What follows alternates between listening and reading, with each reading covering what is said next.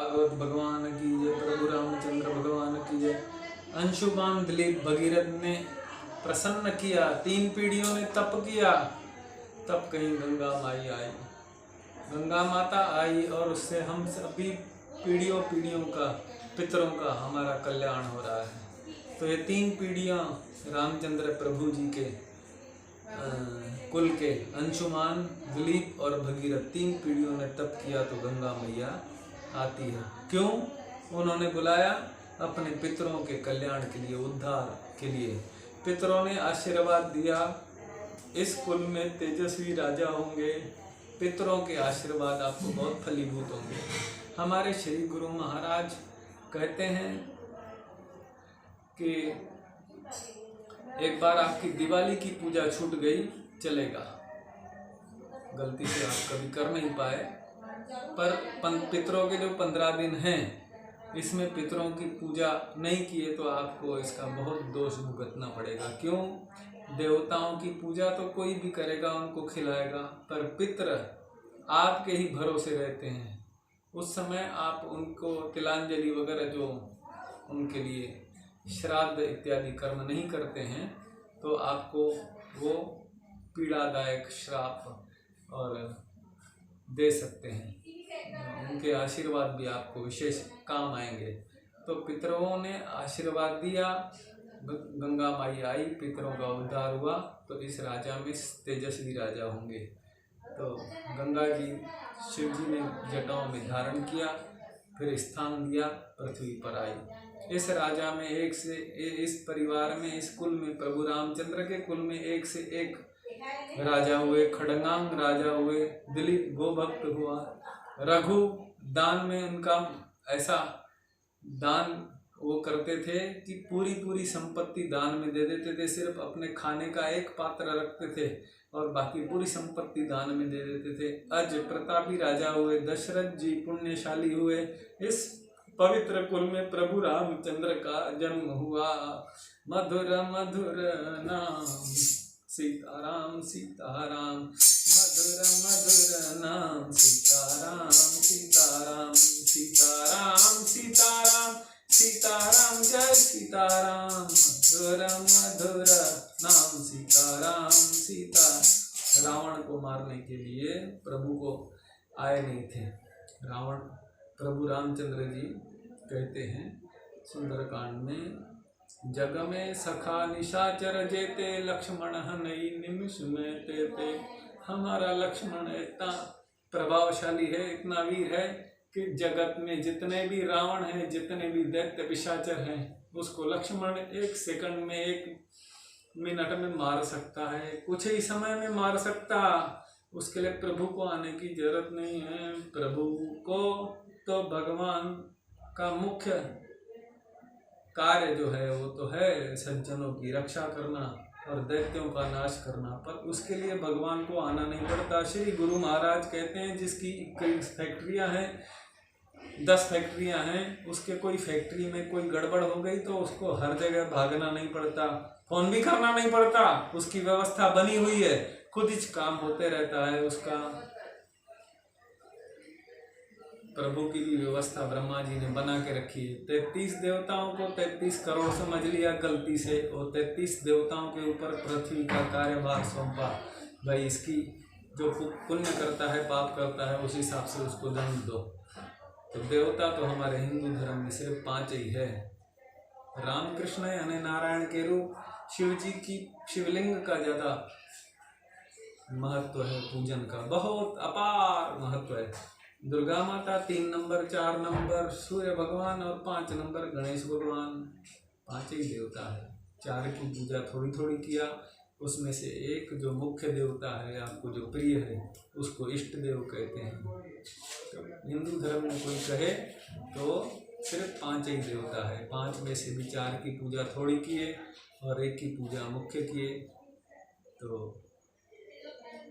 इतना सरल और कल्याणकारी हमारा हिंदू धर्म पूरे पृथ्वी पर कहीं नहीं है। गोपाल कृष्ण भगवान की जय, सियावर रामचंद्र भगवान की जय। मुख्य भगवान प्रभु का काम का अवतार का प्रयोजन क्या है?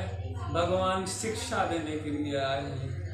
देखिए MBBS या कितने भी ऊंची से ऊंची पदवी, इंजीनियरिंग पढ़ लिए, सब कुछ पढ़ लिए, पर आपको पति पत्नी का, पिता पुत्र का, सखा का, नौकर से, शत्रु से, भाई भाई से, स्वामी सेवक से व्यवहार कैसा करना है यहाँ पर सिखाया नहीं जाता। वो कौन सिखाएगा? वो सिखाने के लिए प्रभु रामचंद्र जी आए थे, एक बात। दूसरा, भक्तों से मिलने के लिए भगवान आते हैं। वो शबरी जीवन भर परमात्मा की, प्रभु राम जी की बाट जो रही है और राम राम करती हुई उनको याद कर रही है, तो वहां पर प्रतिनिधि नहीं चलता। जहां पर 10 फैक्ट्री का मालिक है, वो कहीं ना कहीं वो अपने काम उनके वैसे चलते हैं। प्रभु रामचंद्र जी रावण जैसों को मारने के लिए किसी को भी भेज सकते हैं, वहीं से काम होता है उनका। पर ये शबरी को सांत्वना, शबरी का समाधान कैसे करेंगे? उनके लिए तो खुद ही उनको आना पड़ेगा, इसलिए आए राम जी। और सब प्रकार का धर्म किसके साथ, मनुष्य का, मनुष्य के साथ कैसे जीना रहना, यह राम जी ने सिखाया। साइंस ऑफ ह्यूमन रिलेशनशिप लोक शिक्षा के लिए आए हैं। नहीं तो उस समय 3 ऐसे बाली, परशुराम और सहस्त्रार्जुन ऐसे मौजूद थे जो रावण से बलवान थे। अयोध्या के संसद में एक मत से ऋषि मंडल भी है, मंत्री मंडल भी है, और ये परंपरा से आया हुआ राज्य है। उसको संसद में राम जी को देना निश्चित हुआ। पहले की व्यवस्था बहुत अच्छी थी। अब राष्ट्रपति अब्दुल कलाम जैसे जो पूरे देश का कल्याण के लिए अपना पूरा जीवन समर्पित किए, उसको भी 1 वोट और एक नशेड़ी को भी समान अधिकार, ये कैसी व्यवस्था है? इसके बारे में तो हमें बहुत शक है। ये कल्याण करने वाली नहीं है, सबको एक समानता, इतने बड़े। पर कैकेयी ने देवताओं से मिलकर मंथरा की बुद्धि भ्रष्ट कर दी और राजा दशरथ की। अब समस्या क्या है?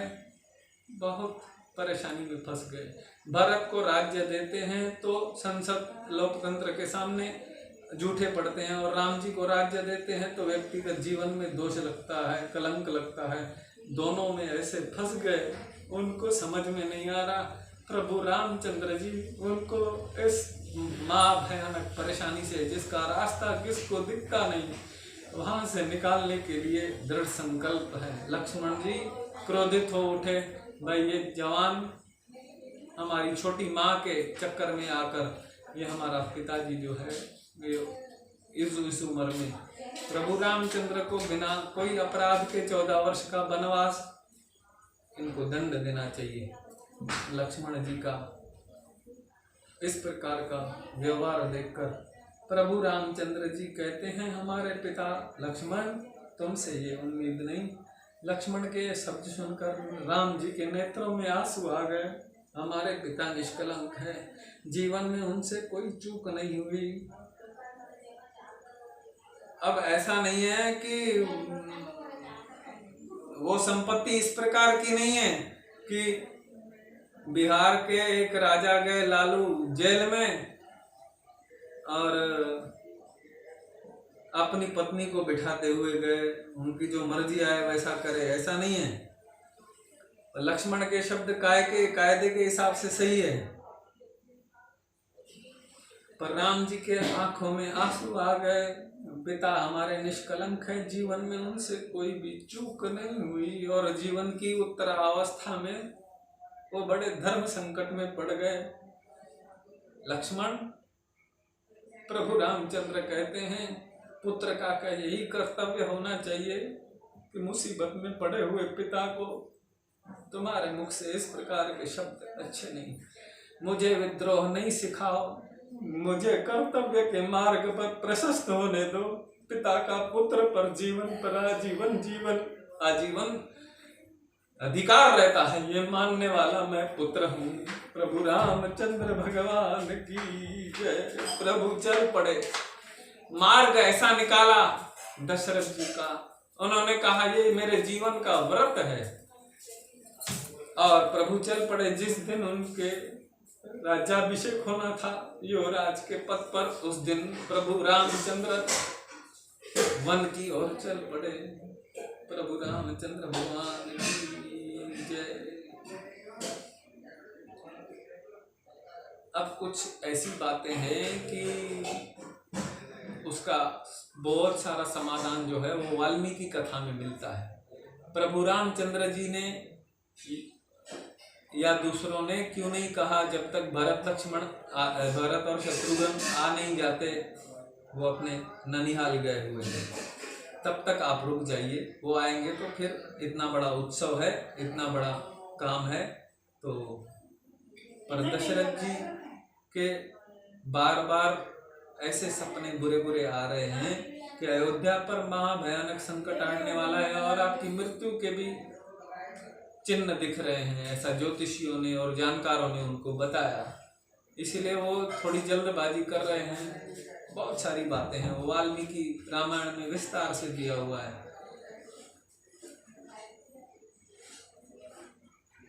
और दशरथ जी कहते हैं, भाई राम तुम मुझसे कुछ मत बोलो, मैं जो जैसा जैसा बोलता हूँ मेरे ऊपर बड़ी मुसीबत आने वाली है ऐसा लगता है। तुमको जो बोलता हूँ, प्रभु राम जी जैसा आज्ञाकारी पुत्र अब क्या कहे। भरत जी लौट कर आए और क्या अनर्थ हुआ ये सब पता लगा तो उनको भीषण दुख हुआ। प्रकट किया, दुख प्रकट किया। सभाओं में तीनों माताएं, वशिष्ठ और मंत्रिमंडल सब कह रहे हैं सिंहासन खाली नहीं रखा जा सकता और राज्य का स्वीकार करो। आज का कोई भी, श्री गुरु महाराज कहते हैं हमारे, आज का कोई भी कलयुगी होता तो कहता मेरी तो इच्छा नहीं है, पर सबका बहुत प्रेशर होने के कारण मैं जनता के आग्रह को स्वीकार करके राज्य सिंहासन पर बैठता हूँ। पर राम जी के बंधु भरत इतने ढोंगी नहीं थे, स्पष्ट नकार दिया, आज नहीं, कल नहीं और कभी नहीं, राज्य मेरा है नहीं, राम जी ही इसके उत्तराधिकारी हैं और मैं मेरी माता की कुटिलता के कारण भीषण पीड़ा से जल रहा हूँ। राम जी के पास मैं जाऊंगा और एक बात स्पष्ट है, उनको मना कर लाऊंगा और प्रभु रामचंद्र जी ने अगर आना स्वीकार नहीं किया तो मैं भी अयोध्या में प्रवेश नहीं करूंगा। भरत लाल की जय। चित्रकूट में दोनों भाइयों का मधुर कलह हुआ, मधुर कलह हुआ। अरे कलह कभी मधुर होता है? हाँ, जैसा शुकदेव जी कहते हैं, मुझे गोपियों का रोना मधुर लगता है। क्यों मधुर लगता है? वो भगवान के लिए रो रही हैं, भगवान हमें चाहिए इसके लिए रो रही है, इसीलिए उनके रोने में भी शुकदेव को मधुरता लग रही है। क्यों? भगवान के लिए जो रोएगा उसके जीवन में कल्याण का मार्ग प्रशस्त होते जाता है। चित्रकूट में भगवान का और भरत का, राम जी और भरत का मधुर कलह है। मधुर कलह कैसा है कि वो दोनों कहते हैं भाई ये राज्य तुम्हारा है। भरत जी कहते हैं राम जी ये तुम्हारा राज्य है। राम जी कहते हैं नहीं भरत तुम्हारा है। दोनों कह रहे हैं राज्य आपका है। ऐसा राज्य स्वीकार करने के लिए तैयार नहीं दोनों। भरत जी और उनको लौटाने के लिए बहुत सारे उपाय करते हैं। इसको विस्तार से आप वाल्मीकि रामायण में पढ़ सकते हैं। जैसा एक दो उदाहरण बताते हैं। मैं प्रतिनिधि बनकर तुम्हारे लिए वनवास स्वीकार करता हूँ। भरत कहते हैं आप अयोध्या का राज सिंहासन स्वीकार करो प्रभु। पर कहते हैं प्रतिनिधि तो तब चलता है। राम जी कहते हैं कोई कारागृह में हो, कोई रोगी हो, कोई अतिवृद्ध हो, वही प्रतिनिधि ले सकता है, मैं तुमसे ले नहीं सकता ये सेवा। भरत कहते हैं आप कोई भी बात मान नहीं रहे। बहुत प्रयास किया उन्होंने, ऋषि मंडल, मंत्री मंडल और भरत ने बहुत राम जी को लौटाने के लिए प्रयास बहुत किया, पर राम जी के सामने किसी की एक नहीं चली। तो कहते हैं आपकी कुटिया के सामने भरत कहते हैं मैं अनशन करता हूँ। यह भी अधिकार एक क्षत्रिय को नहीं होता। राम जी कहते हैं किसी गरीब को ये अधिकार है, किसी विधवा को जिसके ऊपर परेशानी या किसी का धन हरण किया हुआ है उसको ऐसा करने का अधिकार है। भरत, मैंने तुम्हारा क्या अपराध किया है? वशिष्ठ जी से पूछो, ये तुमको करने का अधिकार नहीं है।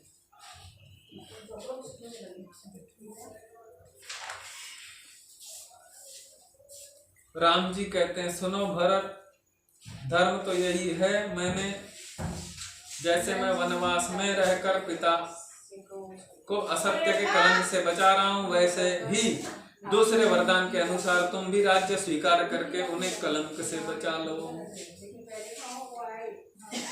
अगर आप अयोध्या, भरत जी कहते हैं, नहीं लौट सकते तो एक कृपा करो, आपकी चरणों की पादुकाएं मुझे दो।